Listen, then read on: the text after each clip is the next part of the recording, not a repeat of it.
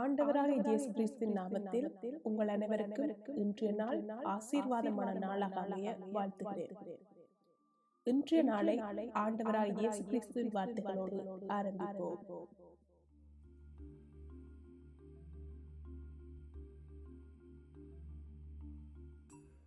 இன்றைய நாளுக்கான தேவவசனம் மத்தேயு 6ஆம் அதிகாரம் 10ஆம் வசனம்.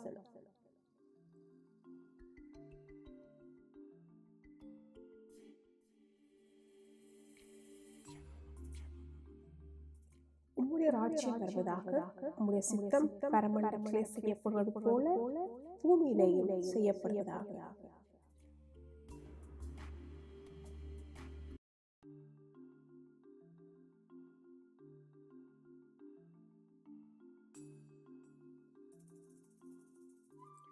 தேவ சித்தத்துக்கு ஒப்புக் கொடுத்தல் என்பது நம் சொந்த விருப்பங்களை விடுத்து கர்த்தருடைய சித்தத்திற்கு கீழ்ப்படிந்து நம்மை முழுமையாக அர்ப்பணிப்பதாகும். இயேசு கிறிஸ்து கெத்செமனே தோட்டத்தில் என் சித்தமல்ல உம்முடைய சித்தமே ஆகக்கடவது என்று ஜெபித்தது இதற்கான மிகச்சிறந்த முன்மாதிரி. நம் வாழ்வில் வரும் சவால்களில் பொறுமையுடன் காத்திருந்து அவரை நம்பி நம்மை அர்ப்பணிப்பதே உண்மையான தேவ பக்தி.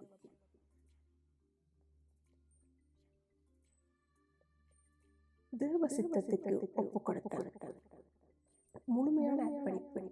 சரீரத்தையும் ஆத்மாவையும் ஜீவ பலியாக தேவனுக்கு ஒப்புக் கொடுப்பது ஆவிக்குரிய ஆராதனையாகும். சுய விருப்பத்தை விடுதல். என்னுடைய இஷ்டத்திற்கோ இடம் கொடாமல் தேவ சித்தத்துக்கு நம்மை முற்றிலும் ஒப்புக் கொடுக்க வேண்டும். நம்பிக்கையுடன் காத்திருத்தல். தடுமாற்றமோ சோர்வோ இல்லாமல் தேவ பதிலுக்காக காத்திருந்து சுயமா எந்த ஒரு முடிவும் எடுக்காமல் அவரை நம்ப வேண்டும். கிறிஸ்துவை பின்பற்றுதல். கிறிஸ்து இயேசுவுக்காக நம்மை அர்ப்பணித்து அவருடைய சித்தத்தை நிறைவேற்றுவதே தேவன் நம்மிடமிருந்து எதிர்பார்ப்பது. பயனளிக்கும் வாழ்க்கை. நம்மை கர்த்தருடைய கரத்தில் முழுமையாக ஒப்புக் கொடுத்தால் நம் வாழ்க்கையை தேவன் பயன்பட செய்வார். ஆண்டவராகிய இயேசுவே, பிதாவே, உமக்கு சித்தமானால் இந்த பாத்திரம் என்னை விட்டு நீங்கும்படி செய்யும். ஆயினும் என்னுடைய சித்தத்தின்படி அல்ல உம்முடைய சித்தத்தின்படியே ஆகக்கடவதென்று பிதாவின் சித்தத்தை ஏற்று அதற்கே முதலிடம் கொடுத்து தன்னை ஒப்புக் கொடுத்தார். பிதாவின் சித்தத்திற்கு முதலிடம் கொடுக்கும் போது அது கர்த்தருக்கு கீழ்ப்படுதல் அடங்கி நடத்தலின் வெளிப்பாட்டை காண்பிக்கின்றது. அதனால் முதலில் சில இடர்கள் இருந்தாலும் அதன் பின்விளைவுகள் ஆசீர்வாதமாகவே இருக்கும். ஆரம்பம் அற்பமாயிருந்தாலும் முடிவு சம்பூர்ணமாயிருக்கும். தேவத்துக்கு கீழ்ப்படிந்து ஒப்புக் கொடுத்தலின் பலன் இயேசு மரித்து உயிரோடு எழுப்பப்பட்ட முழு மனித குலத்திற்கான ரட்சிப்பு என்னும் மீட்பின் விடுதலையை அது பெற்றுக் கொடுத்தது. அதுவே சித்தத்துக்கு ஒப்புக் கொடுத்ததன் பலன். கர்த்தரோ அவரை நொறுக்க சித்தமாகி அவரை பாடுகளுக்கு உட்படுத்தினார். அவருடைய ஆத்மா தன்னை குற்ற நிவாரண பலியாக கொடுக்கும் போது அவர் தமது சந்ததியை கண்டு நீடித்த நாளாயிருப்பார். கர்த்தருக்கு சித்தமானது அவர் கையினால் வாய்ப்பாய். இதுவே தேவ சித்தத்துக்கு ஒப்புக் கொடுத்தலின் மேன்மையாகும். தேவ பிள்ளையே, நமது விருப்பத்தையும் சித்தத்தையும் பொறுப்பது என்பது இயல்பாகவே நமக்கு கடினமான காரியம்தான்.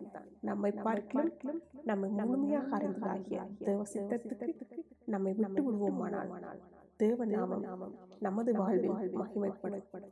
நாமும் தேவ சித்தத்தை நிறைவேற்றிய கிருபையை பெற்றுக்கொள்வோம்.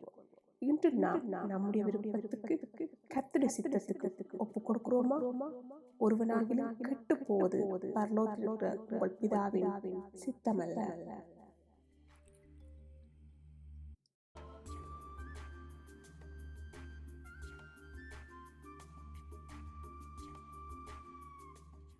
இன்றைய நாளுக்கான அன்புள்ள இயேசுவே, அன்புள்ள கிருபை கொண்ட நல்ல தகப்பனே, இந்த காலை வேளைக்காய் உம்மை நன்றியோடு துதிக்கிறோம். அன்பின் ஆண்டவரே, எங்களது சுய விருப்பங்களின்படி அல்ல உமது சித்தமே எங்களது பாக்கியம் என உமது பாதத்தில் காத்திருக்கும் கிருபையை தார். எங்கள் அனைவரையும் உம்முடைய கரங்களில் ஒப்புக்கொடுத்து எங்களுக்காக மரித்து உயிர் இன்றும் வல்லமையோடு ஜீவித்துக் கொண்டிருக்கின்றோம். இயேசுவின் நாமத்தில் ஜெபிக்கிறேன் நல்ல தகப்பனே. ஆமென்.